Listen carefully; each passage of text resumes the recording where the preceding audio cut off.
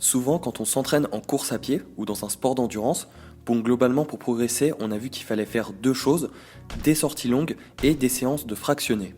Les sorties longues sont réalisées en endurance fondamentale, c'est des sorties où on essaye de faire un peu de kilométrage, bien sûr selon son niveau, à allure très faible, on est en aisance respiratoire, c'est-à-dire qu'on a assez de souffle pour pouvoir discuter. Et les fractionnés, c'est des séances un peu plus intenses, on met plus d'intensité pour s'habituer à courir plus vite et pour augmenter la taille de notre moteur, le VO2 max. L'entraînement le plus connu, c'est le fameux 30-30, on enchaîne 30 secondes à fond et 30 secondes où on trottine pour récupérer et on enchaîne comme ça plusieurs séries de 30-30. Mais ce qu'on ne sait jamais, c'est quel est le bon ratio entre sortie longue et entraînement en fractionné par semaine.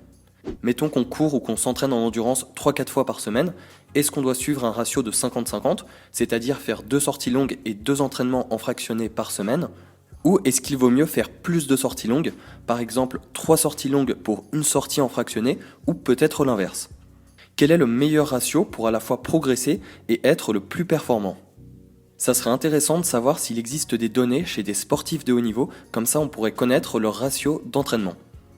Eh bien, toutes ces réponses et bien plus encore, on les a dans une étude scientifique de 2014. Bien sûr, je mettrai toutes les sources en description. L'étude s'intitule La route vers l'or, donc sous-entendu la route vers la médaille d'or, entraînement et caractéristiques des pics de performance au cours de l'année précédant une médaille d'or en endurance. Donc comme l'indique le titre de l'étude, l'objectif de cette étude, c'était d'étudier l'entraînement de sportifs de haut niveau en endurance. L'étude est une étude rétrospective, c'est-à-dire que pour chaque athlète, ils ont retenu la meilleure performance de leur carrière, donc soit une médaille d'or olympique, soit une médaille d'or au championnat du monde, et ils ont regardé comment ils se sont entraînés sur l'année qui a conduit à leur meilleure performance, pour savoir comment ils se sont entraînés et quel type d'entraînement ou d'intensité ils ont privilégié. Et aussi pour regarder la période d'affûtage qui a conduit au pic de performance chez ces athlètes. L'étude de 2014 a été réalisée sur 11 skieurs de fond et biathlètes norvégiens, 4 hommes et 7 femmes. Comme ils ont noté leurs entraînements tous les jours, les chercheurs ont pu analyser leurs entraînements pendant les 12 mois qui ont précédé leur médaille d'or.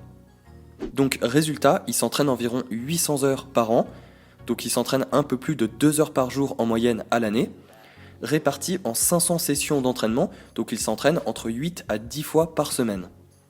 Concernant la période d'affûtage, donc c'est la période où ils réduisent un tout petit peu les entraînements quelques semaines avant la compétition pour être en super forme le jour J. Donc dans la littérature scientifique, ils préconisaient une diminution du volume d'entraînement de 50% sans réduire le nombre d'entraînements ni l'intensité pour maintenir la meilleure performance possible. Donc ça c'est ce qui est conseillé en théorie, mais dans l'étude, donc en pratique, c'est pas ce qu'ils retrouvent, c'est un peu différent. Quand on regarde les 6 dernières semaines avant la compétition, lors des 4 premières semaines, on a une diminution du volume d'entraînement de 24%. Et pour les 2 dernières semaines, alors que la littérature recommande plutôt une diminution du volume de 50%, là on observe une diminution du volume de 29 et de 35% les 2 dernières semaines. Lors des 6 dernières semaines, ils faisaient toujours en moyenne le même nombre d'entraînements, ils faisaient juste 1 à 2 sorties en moins, et des sorties beaucoup moins longues pour réduire le volume d'entraînement, mais ils ne changeaient rien concernant le nombre de séances intenses. Et concernant les jours de repos avant compétition, la plupart prenaient un jour de repos entre J-12 et J-6 avant compétition, et seulement 3 ont pris un jour de repos pendant les 5 derniers jours avant la compétition.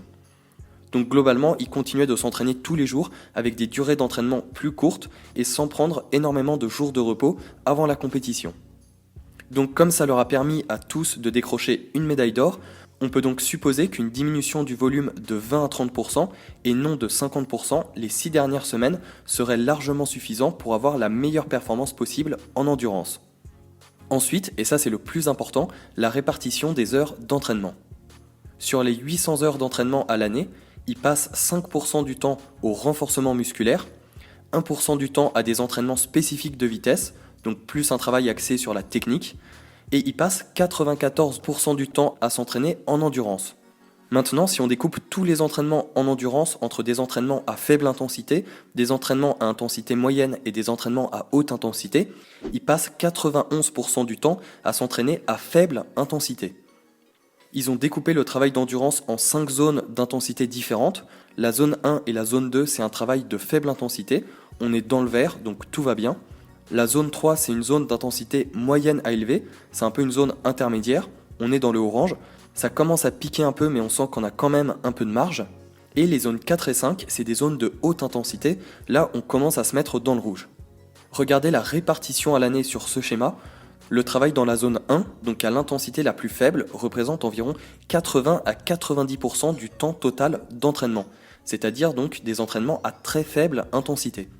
Dans une autre étude, donc plus récente cette fois-ci puisqu'elle est de 2017, ils ont analysé les entraînements de la meilleure skieuse de fond sur une période de 17 ans, donc de 2000 à 2017.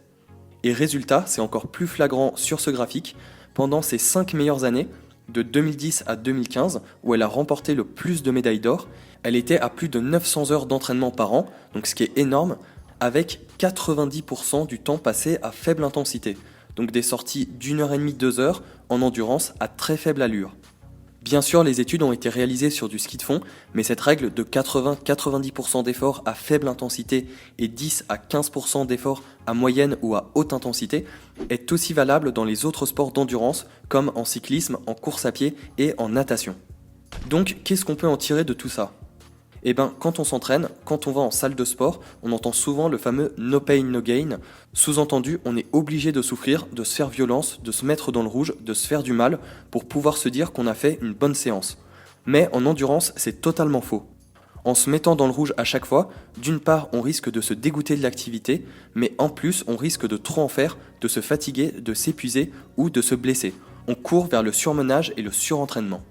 Les athlètes de haut niveau nous montrent que le processus d'entraînement n'est pas dans la souffrance, mais dans le plaisir, la persistance, la patience et dans le fait de passer 90% de ces entraînements à faible intensité.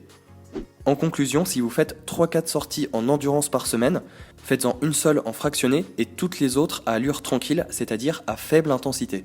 Et si vous entendez encore cette voix qui vous dit no pain, no gain, ignorez-la.